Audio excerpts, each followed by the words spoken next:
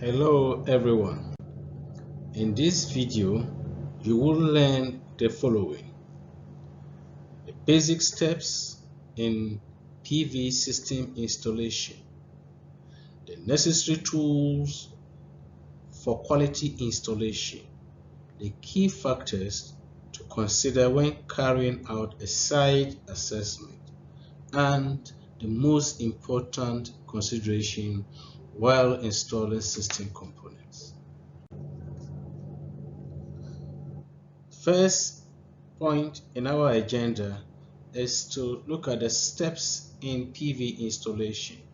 And these steps include site assessment, preparation for installation, PV array installation, battery installation, and connection to the charge controllers. An initial visit to the site is critical in the system design process. It serves to confirm the visibility and aids in planning of the system installation. In carrying out a site visit, it is important because it helps to confirm whether the space available will be sufficient for the installation, whether there are presence of obstacles such as tall trees and tall buildings which will affect the output of the installation. It also helps in confirming the layout and the orientation of the site. What will you need? After confirming the site, the suitability of the site, the next is to prepare for the installation, and that will mean organizing all the necessary equipment that are required. But not only that, in addition to the equipment that are required, which includes the PV panel, the batteries, the wires that you need, conductors that you need for the installation, and the charge controllers, one will also need some tools that will help in the installation. And so some of the tools that are needed for the site assessment will be a tape measure, a compass. It is important to organize these tools well in advance before beginning the installation. Some tools required for the installation will include the drill and many others: the wire strippers, the nut drivers, the multimeter, the hacksaw, the crimpers, the needle nose pliers, the line pliers. These are essential if you're going to have a successful installation and to ensure that you use the right tool for the right job. The next part of our agenda is to look at PV array installation. Now that you have finished confirming the site and you have organized all your equipment and tools needed for the installation, you now need to begin the installation. So we begin that by looking at how to install the PV installation. Three important factors need to be considered because these factors influence the performance of the array, and they include shading, orientation, and the tilt of the installation. For shading, when a solar panel is shaded in whole or part, for example, by a tree or a building, it captures less energy from the sun, and thus its performance is reduced. Less voltage and current will thus be produced. This is because most of the solar cells are connected in series, such that if one of the cells is not producing some energy, the output is reduced. Even a minor shading can result in significant loss of energy. Therefore, when installing PV, one must design and position the panel such that it will be free from shade. It is usually recommended that for home systems, they should be mounted on a rooftop, and this helps to minimize the effect of shading from building in trees. The next important factor is the orientation. The orientation of the panel. In the southern hemisphere, when mounting PV installations, the array should face north and the vice versa. If the PV is to be mounted in a vertical wall, the orientation should preferably be northeast and northwest. South-facing orientation should be avoided when you are in the northern hemisphere. The tilt angle. A tilted array will receive higher radiation than a vertical array. In fact, any angle between the vertical and 15 degrees of the horizontal can be used. Also, for self-cleaning, a minimum tilt angle of 15 degrees to horizontal is recommended to allow rain to wash tiles of solar panels. Our next point is to look at how to install the PV array in order to increase the voltage and current. Most standard panels are rated 12 volts. However, in the installation, one may want to have a 48 volt system or even higher. Therefore, you will need to connect them either in series or in parallel to be able to meet the required voltage or current. Series wiring is used to increase the total system voltage being produced by the panel, whilst the current remains constant. In a parallel connection,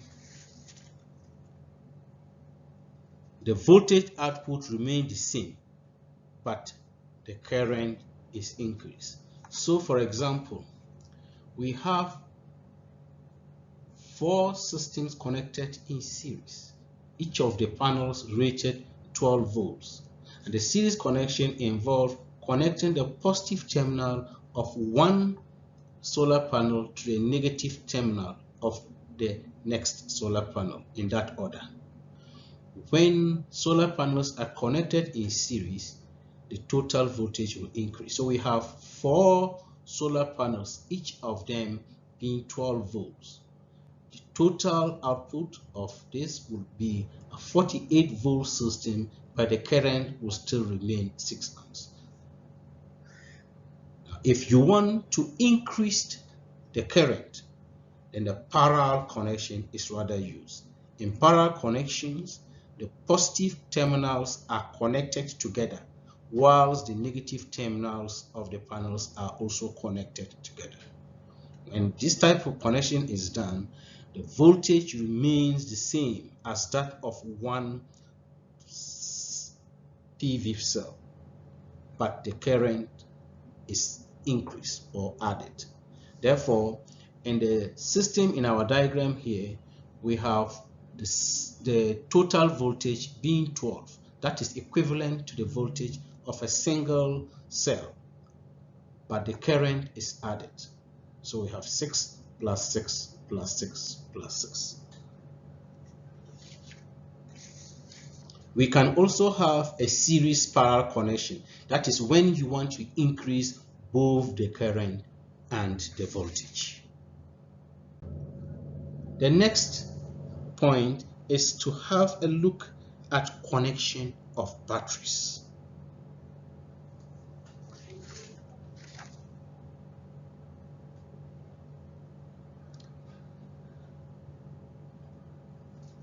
Just like in the case of the solar panels, batteries can also be connected in series and in parallel. In a series connection of batteries, just like in the case of the panel, the positive terminal of one battery is connected to a negative terminal of the second battery, and thus the remaining two terminals of the battery are left loose to be connected to the load, as shown in the figure.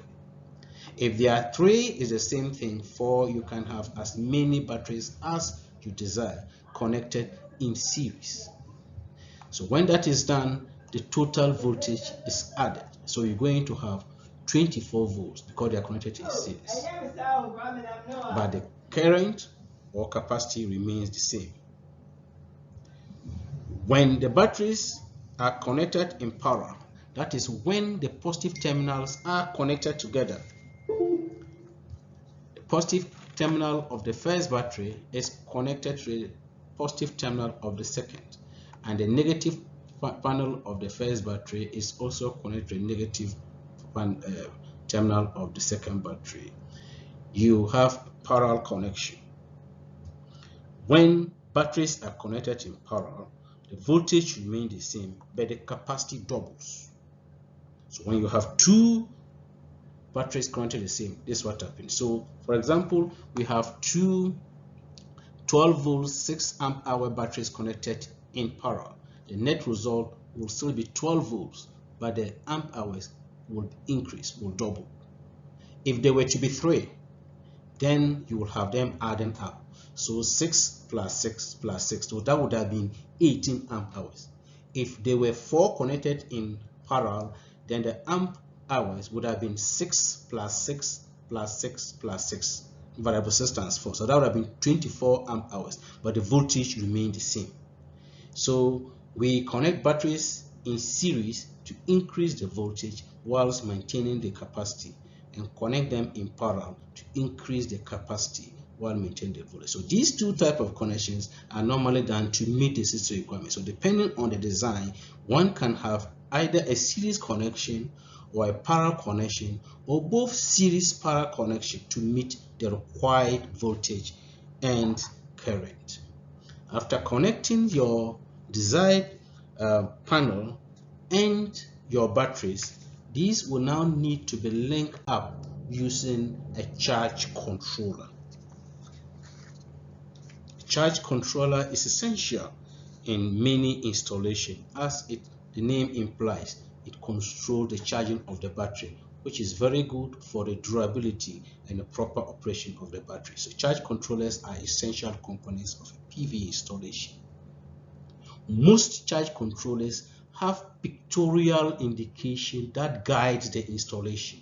So there will be a symbol of the load to indicate the terminals that should be used for the load, and it will clearly mark the positive terminal and the negative terminal. Same for the battery connection and the PV installation. So it's essential to take note of the corrections, and these markings usually help in safe installation. When connecting PV panels to the charge controller, it is essential to ensure that the solar panel is shaded to avoid risks of shock. That is, at that point, you should ensure that the solar panel is not providing current, so it should be shaded. When it's shaded, it's for safety purposes, so you can work with it safely. And it's also important to use the right tool to loosen the screw.